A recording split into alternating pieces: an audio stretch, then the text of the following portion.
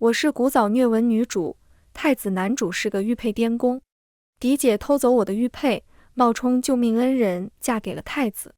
这块稀世珍贵的暖玉是我娘留给我唯一的遗物。从现代溜了一圈回来的我却表示，快拿走。什么暖玉啊，那可是辐射。偷吧，谁能偷得过你啊？命都给你偷没了。大家好，欢迎收看皮皮听书。醒来后，面前是熟悉又陌生的古色古香，我竟然回到了前世未出阁时的闺房。我赶紧摸向腰间，虽触及温润的手感，但这绝对不是我的玉佩。我立刻想起来了，这一天是我发现玉佩被人偷换的那天。嫡姐偷听到太子偷偷在找莲花形暖玉的主人，根据特征锁定了我就是太子的救命恩人。他仿造着我玉佩的样式做了个赝品，换走了我的暖玉。但没想到我一下子就发现了端倪，认出这不是我的玉佩。为了找到母亲留下的唯一遗物，我翻遍了相府上上下下，还禀明了父亲，让他一定找到偷窃玉佩的小贼。嫡姐怕我把事情闹大，事情败露，怕我万一发现太子殿下公开找玉佩主人之事，继而发现他冒领之事，于是偷偷又把玉佩送了回来。毕竟太子已经认定了他就是自己的救命恩人。得到了太子一言九鼎的承诺后，这玉佩已经没有了利用价值。至此，这块玉佩又回到了我的身上，而我以为是自己带着玉佩招摇过市，才遭人觊觎。为了保护母亲留下的唯一遗物，每天都贴身放在靠近心脏的位置，感受着它散发热量才安心。怪不得前世的我早死，天天把带辐射的石头贴身带着，能不有事才怪呢。只可惜造化弄人，母亲对我的美好祝愿，没想到却成了催前世的我死去的重要一环。玉儿，以后你要找的夫君，必须是把你当做这宝玉一般珍视，我才能放心的去了。放心，母亲，没了这块玉佩，我也会如宝玉般珍视自己。这一次，嫡姐你想要玉佩，就好好拿着吧，争取早点嫁给太子，把太子那狗玩意儿也克死。换你们也尝尝身体长期被辐射影响后全身溃烂而死的滋味。如果说我拿了虐文女主的剧本，那男主就是太子那个玉佩颠公。按照虐文的一般逻辑，太子爱我，但是不得不娶他的救命恩人。经历反复的误会、没嘴、决裂后，我死了，然后他发现我才是他的救命恩人，悔不当初。太子遵循着玉佩在谁手上他就爱谁的准则。他认为自己应该喜欢自己的救命恩人，却又对我放不下。为了证明他爱的不是我，他不断虐待我，来向自己表明爱沈明珠的决心。直到最后，太子拿着我遗物中找到的玉佩疯魔了。只是那时我坟头灰草都快半米高了，太子还要把我挖出来，对着我的白骨诉说着迟来的爱意，让我死都不得安生。而冒领恩情的嫡姐也被太子下令灭了口。在现代度过了安稳平淡的一生后，没想到我又穿回了前世的这本虐文里，回到了故事开头的时候。在古代人看来，这是一块稀世奇珍的宝玉，但在学习了现代科学知识之后，我知道了，这哪是宝玉啊，这是要命的东西。能源源不断散发热量的石头，那不就是辐射吗？你们喜欢就好好留着。虽然重活一世，我不想掺和进他们的爱情里，但不代表我不会去添乱啊。我将自己的双眼画得红彤彤的，好像刚哭过一样了，然后打碎了一旁的花瓶。啊，来人啊，我的玉佩被偷走了。由于声势浩大，惊动了相府上下所有人，包括我现在名义上的嫡母和嫡姐沈明珠。爹爹，娘留给我的玉佩不见了。我的声音带着哭腔。沈明珠的脸色一变，大概她也很不理解，为什么明明是叫人换掉的玉佩，这会儿却是直接消失了。她的视线扫过站在我身边的丫鬟翠蝶，翠蝶的身体微微一颤。我早就知道身边的丫鬟是沈明珠的人了，但我假装没看见他们之间的眼神交流。那块玉佩不仅是母亲留给我，而且长期佩戴还能美容养肤。我就是靠那玉佩才养出如今的花容月貌，现在找不到了，该怎么办呀？我抓住父亲的衣袖，焦急地问道。余光瞥见一旁沈明珠拼命想要压制住的嘴角。好了好了，哭哭啼啼的，成何体统啊！沈夫人皱着眉盯着我拉着父亲袖子的手。他端出一副世家主母的样子，放心，会帮你找回来的。作为一个后母，她在人前表现慈爱，却在人后折磨我。作为古早虐文女主，我拥有凄惨的身世。虽是相爷原配夫人所生的嫡女，但母亲得知表面谦谦君子相爷背地里养了外室，还生了个比我都大的女儿后，整日郁郁寡欢，早早离世。母亲早逝后，在尸骨未寒之际，相爷公然将外室抬为正妻。京城谁人不知，相爷逼死原配，沈夫人外室上位之事。放心，一定帮你找回玉佩。父亲不再像以前一样骂我大惊小怪，反而是耐心地安抚着我。我知道他只在意玉佩的功效，一点都不在意这是我母亲的遗物。他只爱他自己和他的仕途。状元郎小子娶了太傅的嫡女，这本是一段佳话。前期在岳父人脉的扶持下，他在官场一路通达，但要想在官场更进一步，成为权臣高官，并不需要一个广结天下官宦的岳父。所以他逼死了母亲，踩着母亲的尸体上位，最终成为一人之下万人之上的相爷。在他看来，所有人都是他可利用的工具，他也更想要一个给他带来价值的女儿。前世他最终让我嫁给一王，因为这样他就能两头下注，谁赢了他都不亏，横竖都只是牺牲了一个女儿。小夏，去打听一下，这玉佩当真有这种神奇的功效吗？回去后，沈明珠立马就吩咐身边的小厮去外面打听。夫人，正要出门的小厮毕恭毕敬地鞠了一躬。明珠，是你偷了他的玉佩吗？沈夫人紧紧地盯着沈明珠的眼睛，仿佛要透过他的眼神看到他内心的真实想法。沈明珠心中一紧，但还是强装镇定地回答道：母亲，我要那玉佩有用，不会还给他的。他一边说着，一边忐忑不安地观察着沈夫人的脸色，试图从她的表情中捕捉到一丝端倪。然而沈夫人的脸上却没有丝毫的惊讶或愤怒，反而显得十分平静。无所谓，我只是问你一句，只要明面上不太难看就行。沈夫人淡淡地说道。沈明珠听了这句话，心中稍稍松了一口气，但同时也感到一丝疑惑。她不明白为什么母亲会如此淡定，难道她已经知道了事情的真相？或者说，母亲有什么其他的打算？正当沈明珠思考之际，沈夫人又接着说道：不过你也要注意分寸，不要再闹到你爹面前了，毕竟他对你爹来说还有利用的价值。听到这里，沈明珠的心中顿时涌起一股不满和嫉妒之情。那个女人一直都是父亲的心头肉，而自己在父亲眼中似乎永远都无法与之相比。但是沈明珠并没有表现出来，她深吸一口气，故作坚定地说道：放心吧，母亲，我会解决的。她决定不让母亲失望，一定要想办法处理好这件事情，绝对不能让那个女人威胁到自己和母亲的地位。没过几天，我的玉佩就找回来了，原来是不小心掉到床边的缝隙里了。我装出一脸失而复得后怕的样子，但我却并没有再把玉佩挂在腰间。翠蝶眼珠子在我的腰间来回流转。小姐，您为何不再把那玉佩戴在腰间？她装的一脸懵懂无知，好像只是不经意间问出的小问题。那是母亲留给我的唯一遗物，这次我粗心不小心弄丢了，为了不让这种事发生，我决定日日贴身佩戴在胸前，况且这玉佩功效本就是贴身佩戴发挥最好。我的声音越说越小，到最后几乎细不可闻，似乎是不想让人听到。但翠蝶却眼前一亮，她明显听到了，且放在了心上。这是我故意说给她听的，就等她向她那效忠的好主子汇报。实际上那玩意儿我早就丢了，沈明珠送过来的东西，我怎敢放在身边？我还怕她动什么手脚，对我不利。况且万一在腰间挂着，以后被太子看到了，那可就不好了。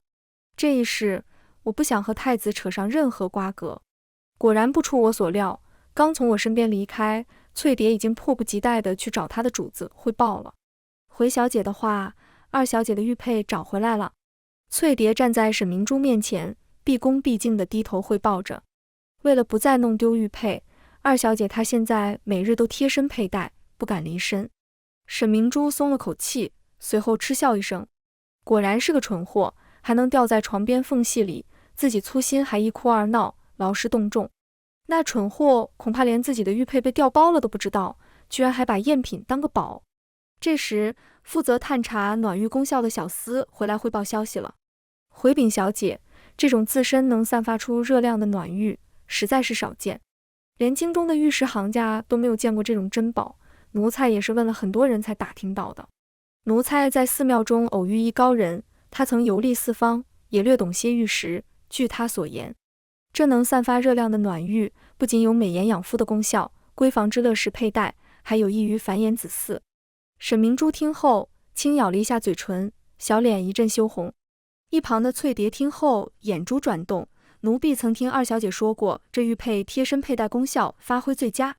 从此，沈明珠日日把暖玉贴身佩戴在胸前，连睡觉也不摘下。我和沈明珠奉爹爹之命前往礼佛寺为年长的祖母祈福。前世我也是在那里遇上了太子，而沈明珠也是在那里向太子展示他救命恩人的身份。这一次可就没我什么事了，这里是太子和我那好姐姐表演的舞台。礼佛寺门口2辆马车停了下来，我轻盈地从马车上跳下来，在踏入寺庙之前拿出随身携带的铜镜，整理自己的仪容。我语气轻快，忍不住轻声问身边的丫鬟翠蝶，你看看我身上这件衣服怎么样？好看吗？听闻今日太子殿下将会前来礼佛寺上香祈福。说话间，我脸上泛起一丝羞涩之意，一副内心无比期待，但外表还努力保持着镇定的样子。站在一旁的沈明珠投来了比一切暗自得意的目光。妹妹到底是来为爹爹祈福的，还是来勾搭太子的？沈明珠高昂着头颅，一脸不屑的样子，仿佛对我的行径很是不耻。太子怎么可能看上你这般做作之人？说完，他先一步走进寺庙，只留下一个高傲背影。我的嘴角露出了奸计得逞的笑容。我越是表现出对太子的在意，他沈明珠就越是要抢走，从小到大都是如此。你可要和那颠公太子一辈子在一起，不要辜负我用心良苦的演技。祈福结束后，沈明珠让我先回去了，而他却转头向后山的方向走去。我静静地躲在角落里，注视着沈明珠慌乱的动作。只见他匆匆忙忙地从怀中掏出一枚玉佩挂在腰间，并迅速整理起自己的仪容。他一边鬼鬼祟祟地四处张望，一只手虚捂着腰间的玉佩，仿佛生怕遇着我，认出那是我被偷走的玉佩。看着他那滑稽可笑的模样，我不禁嗤笑一声。放心吧，沈明珠，我不会抢你的太子，相反，我还要帮助你赢得太子的青睐。回想起前世，我站在桃花树下，由于刚丢失了母亲留下的玉佩，无心祈福之事，一脸忧愁地站在桃花树下。不要皱眉，皱眉就不好看了。太子温柔的安慰抚慰了我不安的心。现在想来，心中是一阵恶寒。这孽缘重来一世，这一次换成你们一见钟情了，我给你们一个天造地设、上天注定的美满姻缘。沈明珠静静地站在那棵盛开的桃花树下，宛如一幅绝美的画卷。她身姿婀娜，亭亭玉立，微风拂过，花瓣纷纷扬扬地飘落下来，落在她的肩头、发间，更增添了一份梦幻般的美感。太子偶然路过此处，见到的就是这样的美景佳人。他远远地望去，目光一下子被树下那个美丽动人的身影吸引住了。他不由自主地走近，想要看清这位女子的面容。当他终于走到沈明珠面前时，整个人都愣住了。眼前的女子竟然如此清丽脱俗，仿佛不食人间烟火一般。太子的目光缓缓下移，突然看到了沈明珠腰间佩戴着的一块玉佩。他心中一动，这块玉佩他再熟悉不过了，正是当年自己落难时那位救了他性命的恩人所留下的信物。原来他就是自己一直苦苦寻觅的救命恩人啊！太子激动不已，他上前一步，想握住对方的手，却碍于身份和男女大防，只是深情地注视着对方的盈盈水眸。姑娘，多年来我一直在寻找你，没想到今日竟在此处重逢。多谢你当年的救命之恩，从今往后，无论你有何需求，我都会全力以赴满足你。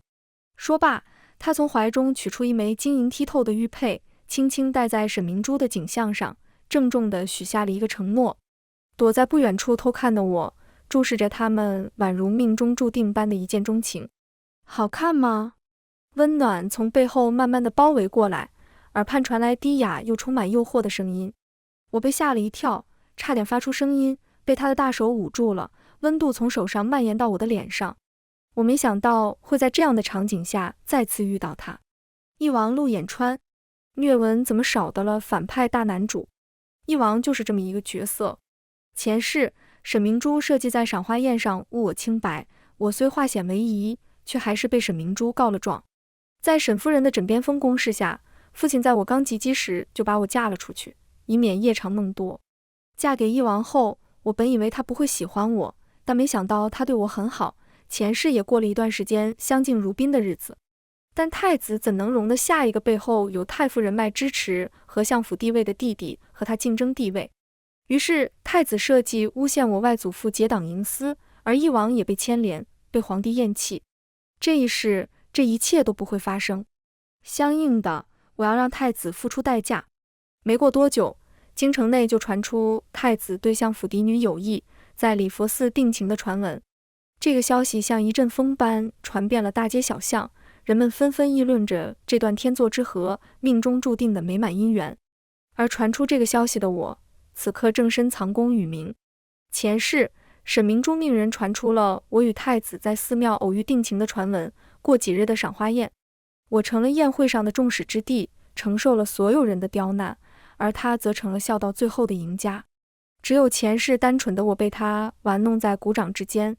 太子与相府嫡女在礼佛寺一见钟情，说的好听点是定情，说的难听点就是私相授受，还是在太子替太后前往寺庙祈福之际勾引太子，这名声可不太好听，将来哪怕嫁给太子也不会招人待见，何况是担当端方持重的太子妃的位子。这一世被爱情冲昏了头脑的沈明珠却没有了前世的清醒，她完全没有意识到传闻的问题，反而还在暗自得意。我去找她的时候，她正在闺房中精心挑选着过2日赏花宴的服饰，一副小女子含羞怀春的模样。见到我来找她，她立马端起了表情。有事吗？她冷淡地瞥了我一眼。太子殿下如今心仪你，我自认不如。我低垂着眼眸，语气中有隐隐的不甘心。同为相府嫡女，我们一损俱损，一荣俱荣。放心，姐姐，我会帮助你的。我抬头真诚地注视着沈明珠的眼睛。你能这样想，最好。沈明珠虽然表面微笑，但笑容却不达眼底。只能说她现在还嫩了点，喜怒不形于色的功夫修炼的还不到家，眼底的提防之色还是太明显了。但我要的就是她的这个态度。我对太子越是假装大度，就越是能体现我的不甘心，也越能满足他的虚荣心，让他越发得意。同时他也会使出浑身解数，把太子看得更紧。毕竟京中爱慕太子的女人不少，我可不希望他被人截胡。他们2个人必须一辈子锁死。走出沈明珠的闺房，我沉声问道：翠蝶，我让你办的事怎么样了？放心，小姐，一切都办妥了。翠蝶虽然在我身边卧底，但是对沈明珠这个她真正的主子可是忠心耿耿，有什么事都会向她禀报，利用他们私下的情报传递。在几日后的赏花宴，我已设下一计。京城中无人不知赏花宴的盛大。这赏花宴表面上是玉王妃举办的，实际是皇后特地为太子举办的选妃宴，京城里排得上号的世家贵女都会来参加。毕竟谁不想嫁给谦谦君子温润如玉的未来储君？但前些日子传出的传闻却让宴会的氛围变得微妙起来。我刚刚从马车上下来，还没来得及站稳脚跟，就听到了身旁传来一道刁蛮而又娇俏的声音：哟，这小模样长得可真是一副狐妹子样，难怪能够勾搭上太子爷呢。我并没有抬起头来，心里想着这应该跟我没啥关系吧。然而那个声音却不肯罢休，继续喊道：喂，说你呢？你到底有没有听见我讲话呀？我有些疑惑地抬起了头，四处张望着，想要看看究竟是谁在跟我说话。就在这时，我的目光落在了一个身着粉色华服、面容姣好的女子身上。只见她双手叉腰，脸上带着一丝恼怒和羞愤之色，正恶狠狠地盯着我。眼前的这位女子身穿一袭粉色的华丽宫装，那精致的服饰将她的肌肤映衬得如同雪一般洁白。她的面庞娇艳欲滴，宛如盛开的桃花般美丽动人。然而，与她那娇美的外表形成鲜明对比的，却是她口中说出的那些尖酸刻薄的话语。姐姐，我不太明白您在说些什么。我轻声回应道。她瞪大了眼睛，似乎想要继续喋喋不休地争论下去。这时，我决定不再沉默，而是巧妙地说道：其实我并不认识太子殿下，不过我的姐姐沈明珠倒是和太子殿下颇为熟识呢。听到我的话，她的脸色瞬间变得十分尴尬。她意识到自己可能认错了人，但自尊心又不允许她轻易低头道歉。她只是哼了一声，便扭过头去，匆忙离开了。匆忙离开的背影透着一丝落荒而逃。她是东阳郡主杨淑月，自小养在太后宫中，是太子的小表妹，自小便爱慕太子。我从带着相府标志的马车上下来，她估计把我认成沈明珠了。前世的她虽爱慕太子，但在太子娶了沈明珠后也不做纠缠，是个敢爱敢恨之人。她也是前世在赏花宴上当众刁难我的主力，但现在估计也能够沈明珠喝一壶了。刚在宴会落座，就又有人凑了上来。你姐姐还没来吗？杨婕妤笑得温婉，好像是对沈明珠关心的问候，但我却一眼发现了她在衣袖上留下的痕迹，那是因为不甘心而攥紧的衣袖。她是沈明珠的闺中密友，前世没有少和沈明珠一起合谋设计坑害我。我知道她也很喜欢太子，所以前世她和沈明珠一起设计在赏花宴上毁我清白，想让我嫁不成太子。可是他当时不知道，他真正有威胁的竞争对手是沈明珠。后来沈明珠被赐婚成太子妃后，二人近乎决裂，从此反目成仇，可见其对太子的执念。这一世，与太子私下定情的人变成了沈明珠，不知道这对塑料姐妹花还能否维持表面上的平和呢？真期待呢，好戏就要开场了。终于，沈明珠姗姗来迟，压轴出场。只见来人一身淡紫色软烟罗，身形纤细，不盈一握。她就是那个沈明珠啊！以为自己是谁啊？比太子殿下来的都晚。周围的闺秀们都在低声窃窃私语着，时不时还会向沈明珠投去几道不友善的目光，但她却像是没有看到这些一样，脸上的笑容反而变得更深了几分。东阳郡主一脸戏谑地看着沈明珠的装扮，嘲讽道：沈小姐打扮得如此花枝招展，倒是和舞女有得一拼，不如和她们比试一番。来来来，给本郡主和在场的诸位舞一曲，就当是给大家助助兴了。沈明珠心中一阵悲凉，她知道郡主是在故意刁难她，但她又无法拒绝。于是沈明珠盈盈起身，腰上的流苏发出细微的碰撞之声，清脆悦耳。她款款地走到了场中央，开始翩翩起舞。她的舞姿优美动人，犹如一只轻盈的蝴蝶在花丛中飞舞，每一个动作都充满了柔情和韵味，让人陶醉其中。众人纷纷被她的舞姿所吸引，原本喧闹的场面也变得安静下来。坐在角落里的太子勾起了唇角，他一直默默地注视着沈明珠，眼中闪烁着异样的光芒。他从未见过如此美丽动人的女子，尤其是她那颗坚强而勇敢的心，更是让他为之动容。随着音乐的结束，沈明珠缓缓停下了舞步，她的额头上已经渗出了细密的汗珠，但脸上却洋溢着自信和坚定，她成为了全场焦点。郡主万万没有想到，自己的本意是要羞辱沈明珠，结果却让她出尽了风头。她恶狠狠地瞪了沈明珠一眼，心里暗暗发誓一定要找机会报复她。宴会后，其他人都在观赏表演，但我却没有心思欣赏。趁着众人不注意，我偷偷地离席了。然而，这一切都被一直关注着我的沈明珠看在眼里。她看到我离开后，也毫不犹豫地悄悄跟上了来。快快快，翠蝶！我轻声呼唤着身后的贴身丫鬟，并轻拉裙摆，脚步匆匆，似乎有什么紧急的事情要去做。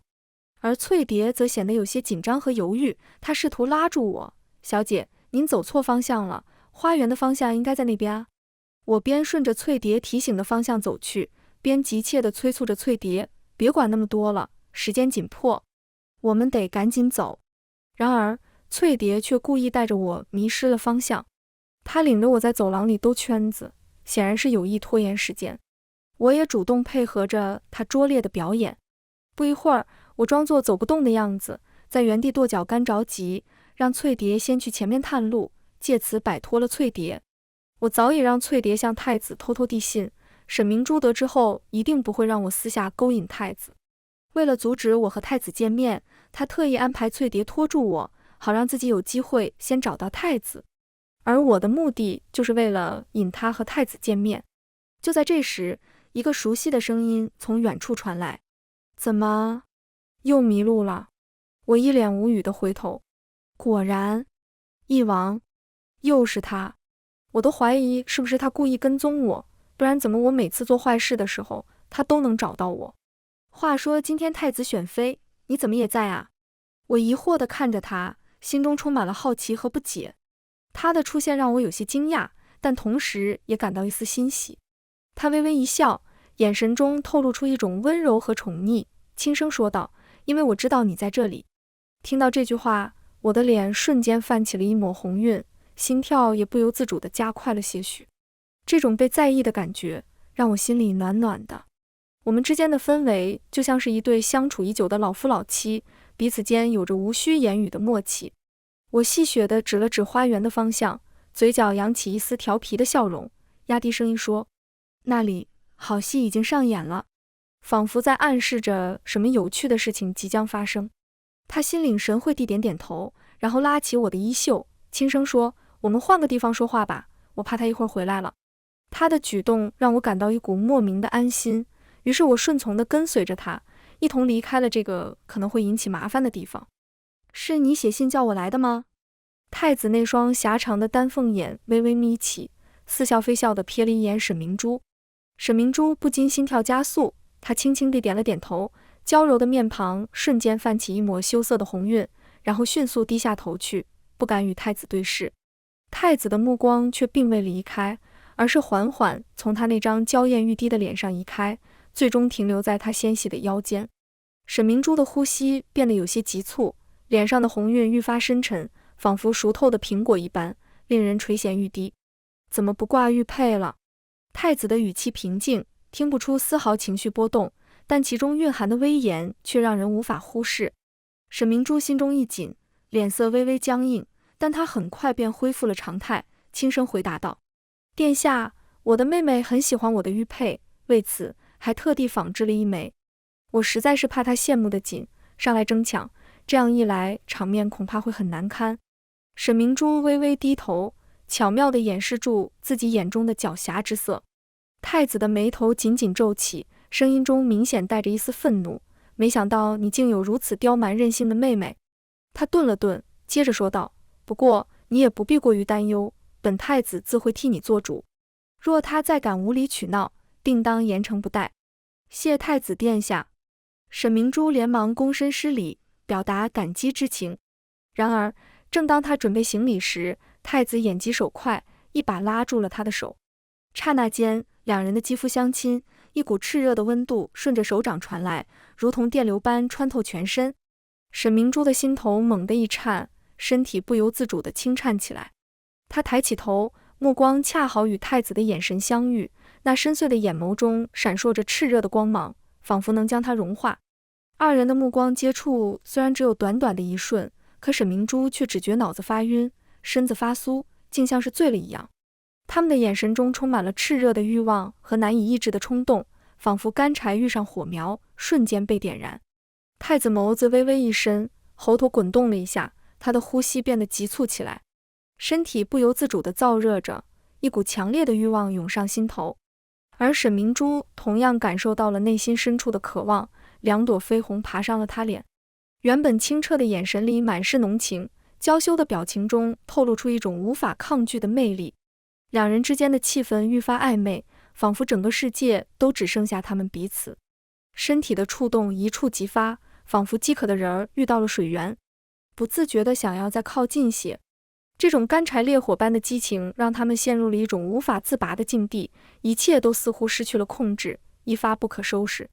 就在我回到宴会席位，准备设法让众人前往花园的时候，杨婕妤却抢先一步站了出来。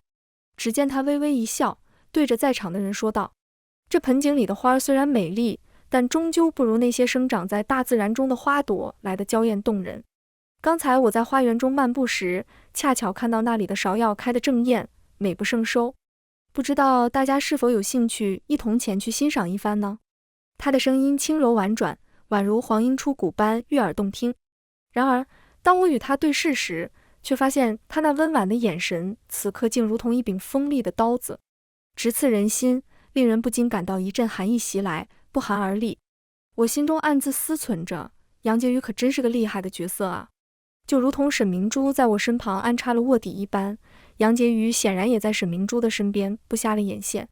这样一个狠辣果决的女子，清楚地知道自己想要得到什么，并且会不择手段地去争取。值得庆幸的是，至少在这一世，我和她暂时还并非敌对关系。啊！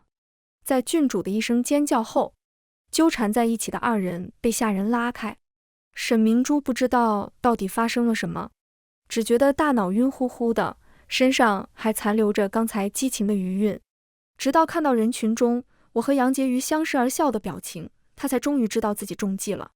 由于名声受损，沈明珠最终成为太子的侧妃。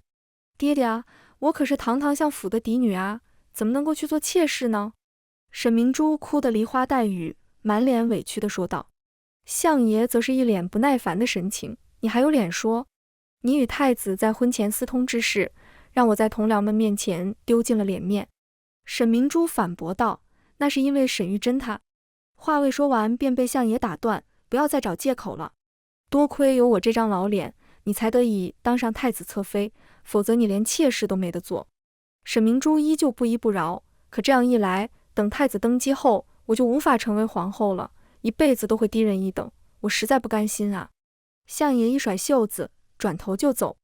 沈夫人私下里悄悄对沈明珠叮嘱道，即便只是个侧妃，只要你够努力，也能争取得到太子的专宠。沈夫人顿了顿，又继续说道，到时候你可以给太子妃下药，先怀上长子，将来你也有机会成为皇太后。沈明珠听了母亲的话，心中虽然有些犹豫，但为了自己的未来，她决定听从母亲的安排。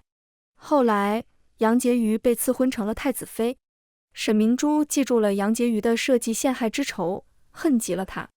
二人斗得你死我活，把东宫搞得乌烟瘴气。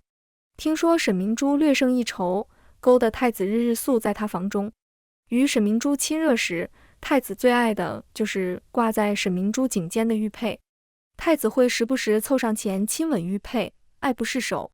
沈明珠见太子实在是喜欢，便将玉佩送给了太子，并嘱咐他日日贴身佩戴。即便沈明珠独得太子宠爱，却始终未有子嗣。我嫁给义王那日，听闻东宫正私下寻找名医，太子得了怪病，全身上下不知是何原因溃烂不止，抹什么神药都不管用，请什么名医都是摇头。后来有名医怀疑是传染病，因为太子妃和太子侧妃身上也都开始溃烂了，只是病情都没有太子那么严重。一时间，东宫不知名传染病盛行的消息传开了，一时间人人自危，下人们快都跑光了。听闻太子死前突然挣扎着想从病榻上下来，他疯魔一般的亲吻着手中的玉佩，嘴里呢喃着对不起，还狂扇着和他同病相怜的却还在照顾着他的太子侧妃的巴掌，嘴里还不断重复着，这辈子他把这么宝贝的玉佩给我，他一定是爱我的。听到太子崩逝的消息，义王也很懵逼，他是人在家中坐，皇位从天上砸下来。义王视角番外，没想到我还能重活一世，这一次我不会再让任何人伤害他。他好像也重生了，太好了，不用害怕他再上太子的当了。他鬼鬼祟祟的样子好可爱。他又要嫁我一次，红烛红盖头下，他美得惊人。怎么回事？我才刚搜集了证据，想扳倒太子，怎么他就已经得怪病死了呢？我们终于没有阻碍了，可以一辈子在一起了。全文完，皮皮听书，感谢您的观看，我们下个故事再见。